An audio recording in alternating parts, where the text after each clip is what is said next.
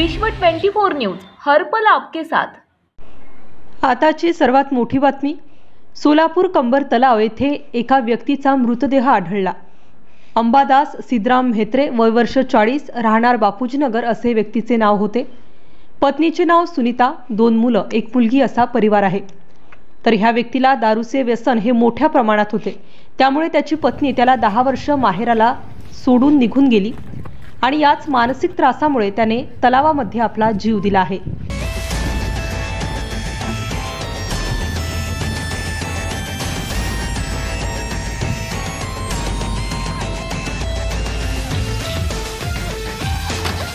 मी आव्हान पण केलेलं आहे, आधार कार्डमध्ये असं नाव दिसून येतं काय असेल तर